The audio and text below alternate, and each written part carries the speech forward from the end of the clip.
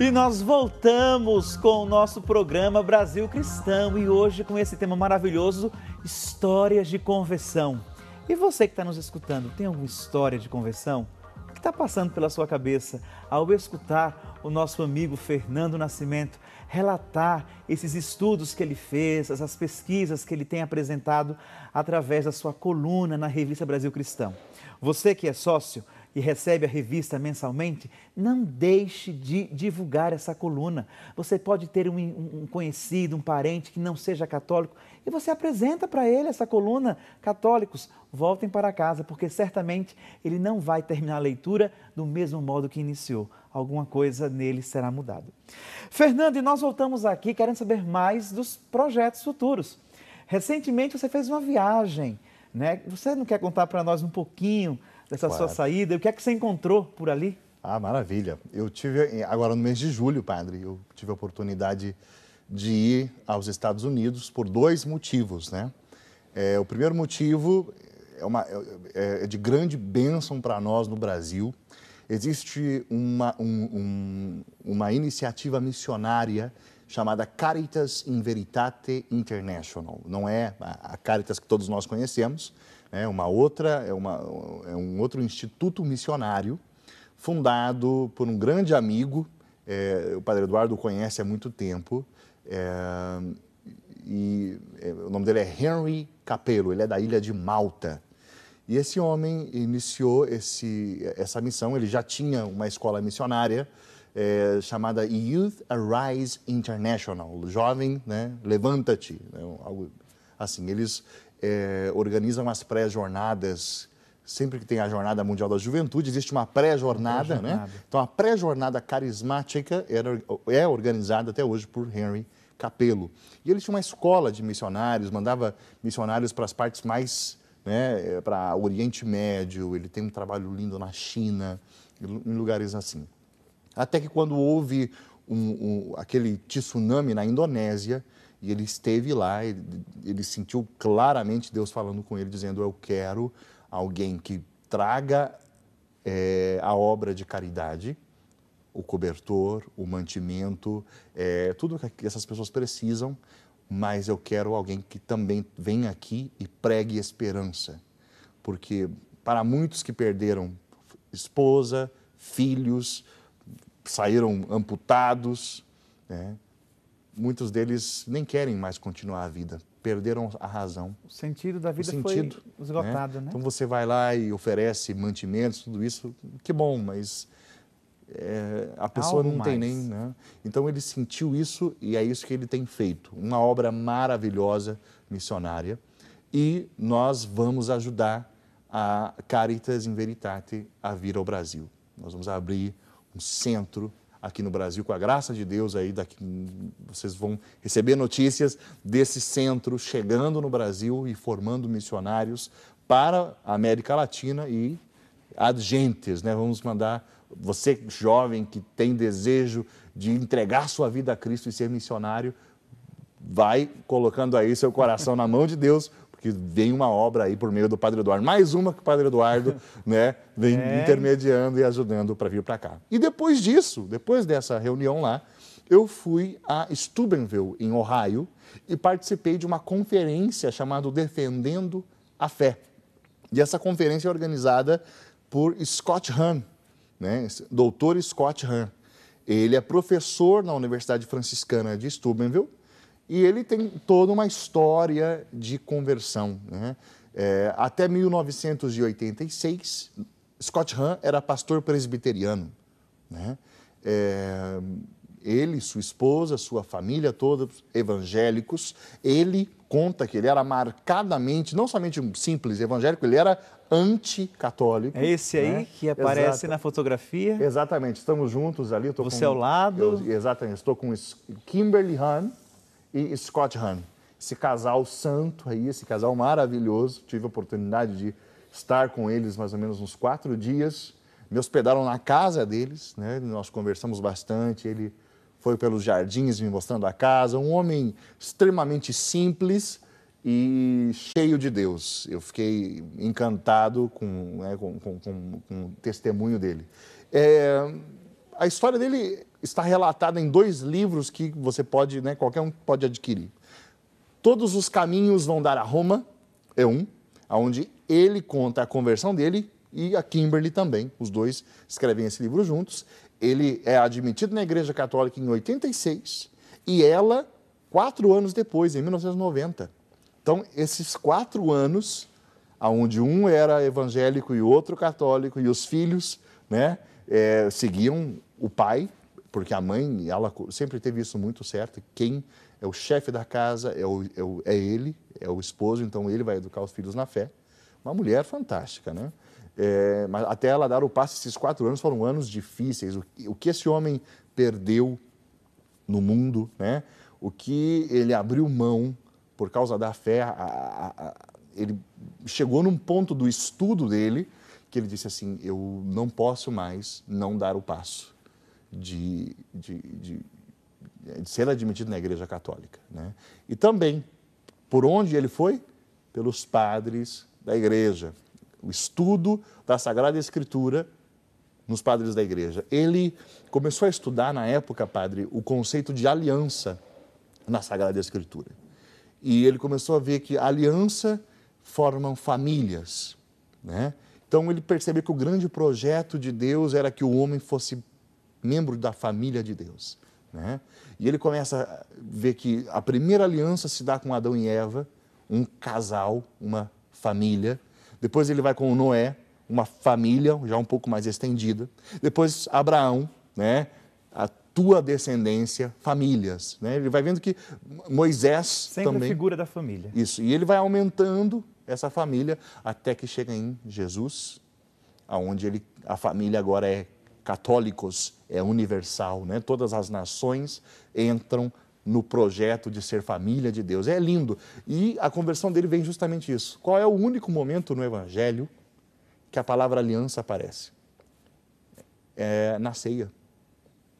Quando Jesus disse, este cálice é o cálice da nova aliança no meu sangue. Então, para poder aprofundar o conceito de aliança, ele aprofunda o que aconteceu na ceia. E quando ele começa a aprofundar o que aconteceu na ceia, e lendo os padres da igreja, ele começa a ouvir uma palavrinha chamada Eucaristia, liturgia, e a conversão dele começa, porque... Isso é um borbulhar dentro da pessoa. Fantástico. Ele fica apaixonado, né? Você que lê o livro O Banquete do Cordeiro, você vai ficar encantado, porque é onde ele conta isso, ele conta a descoberta que ele fez estudando o livro do Apocalipse, estudando a liturgia, onde ele percebe que ele está diante do Deus que ele ama quando ele vai à missa, né? Que maravilha. É algo maravilhoso, a conversão dele é maravilhosa. Então, diante de toda esta dinâmica de conversões de religiões para o catolicismo, de voltas à casa-mãe, né?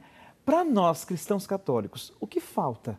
Nós nos convertermos a nós mesmos, como falávamos no bloco anterior. O que nos falta? Sabe o que é interessante? Esses homens, padre, quando eles voltam, esse é o caso de Scott Hahn, a grande graça é que eles têm sido canais para que a gente descubra a fé na qual a gente nasceu. Eu testemunho para você que está aí, né? Eu, Fernando, contei aqui agora. Com 12 anos, eu tinha 12 anos, minha família fez uma experiência de Deus. Fui seminarista, saí do seminário, voltei, né? E digo a vocês sem medo, quando comecei a ler Scott Hahn, por exemplo, foi uma redescoberta da minha fé. Eu, como seminarista, né, não tinha o entendimento que esse convertido me deu da fé. E volto, são 2 pontos, padre. Nós falávamos no início, a questão do anúncio que precisa voltar. Querigma, né? O querigma. Mas existe uma outra cisão que eles nos ajudam a derrubar. A cisão da teologia bíblica com a teologia dogmática. Hoje, a gente não liga as coisas. Não existe uma ligação. Nós aprendemos os sacramentos sem referência bíblica. Nós aprendemos os sacramentos todos na nossa catequese, sem nos darem fundamentações bíblicas, muitas vezes. E muitas vezes uma catequese defasada. Exato, exato. Eu digo, então, nós temos que entrar na esteira desses irmãos aí e buscar esse conhecimento que vem da Sagrada Escritura e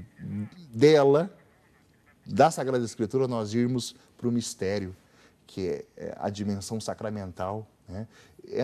Esse foi o caminho deles e é isso que nós queremos oferecer.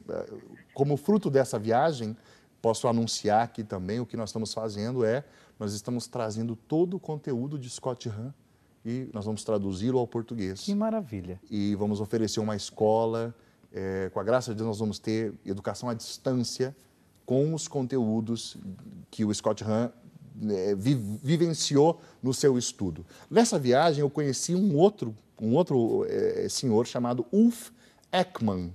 Ulf Ekman, é interessante, padre, eu conheci Ulf Ekman em Porto Alegre quando ele ainda era pastor, para o senhor ter uma ideia. Ele foi a Porto Alegre e fez uma grande pregação pastor lá. De que igreja? Ele fundou um ministério na Suécia. É esse cara que está aparecendo aí na foto, Ulf olha aí. Ekman.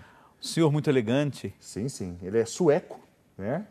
E o Ekman, ele teve a sua, vamos colocar assim, lá na sua juventude, ele teve a sua primeira conversão, ele fez uma experiência pentecostal, né? Uma experiência de batismo no Espírito Santo, transformou a vida dele, ele iniciou um ministério chamado Word of Life, palavra de vida.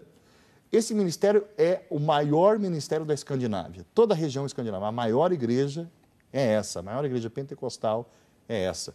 Ministério espalhado no mundo inteiro. Muitas igrejas evangélicas do Brasil recebiam formação bíblica deles, né, da Word of Life, de Ulf Ekman. Ele ministrou aulas em Jerusalém, morava em Jerusalém, dava aula de Bíblia lá em Jerusalém. Ele com a esposa.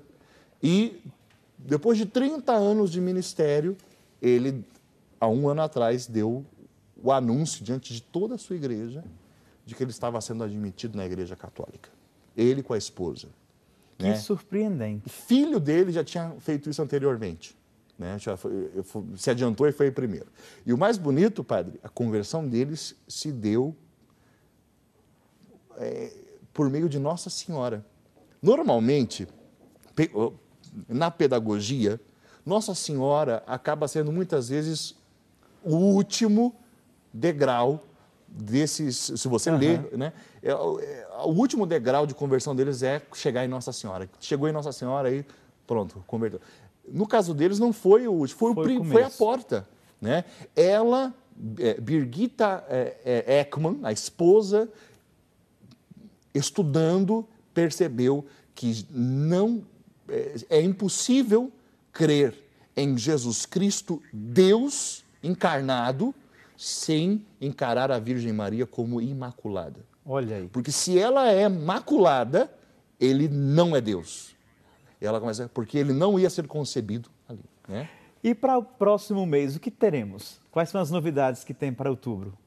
Olha, a gente está preparando agora, são vários testemunhos aí, mas nós estamos preparando um testemunho de um senhor cineasta que, fazendo um filme sobre a história de um santo, ele é profundamente tocado no papel que ele está fazendo e inicia o seu processo de conversão.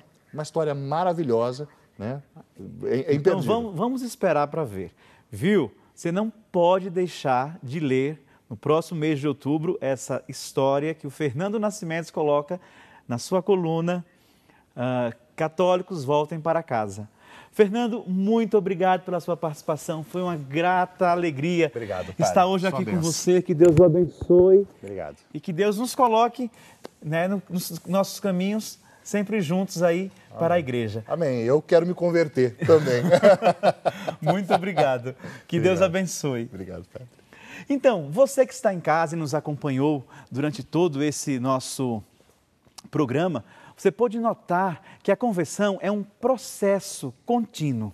Há aqueles que necessitam de uma conversão imediata, há aqueles que se convertem rápido, há aqueles que demoram mais. Porém, nós necessitamos sempre pedir a graça da conversão e mergulhar no mistério. Por isso, é necessário conhecer.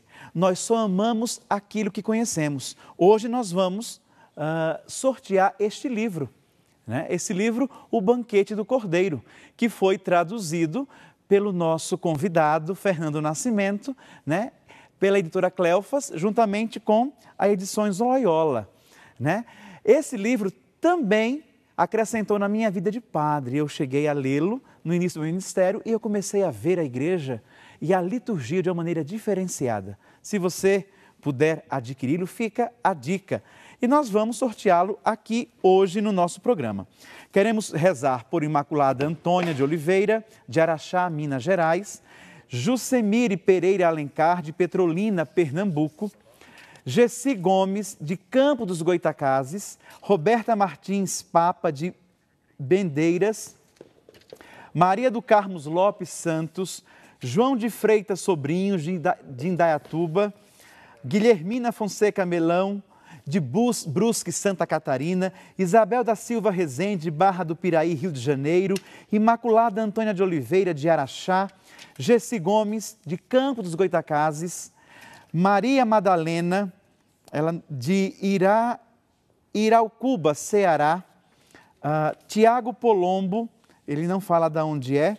Essas pessoas participaram hoje do nosso programa.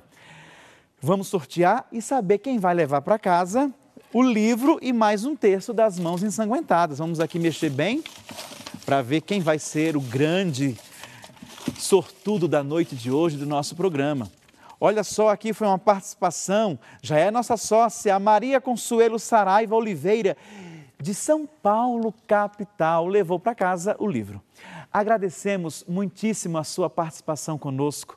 Muito obrigado por você ter aberto as portas da sua casa para este programa Brasil Cristão. Um abraço carinhoso a Maria do Rosário. Volta logo, estamos com saudades. Que Deus abençoe a todos em nome do Pai, do Filho e do Espírito Santo. Amém.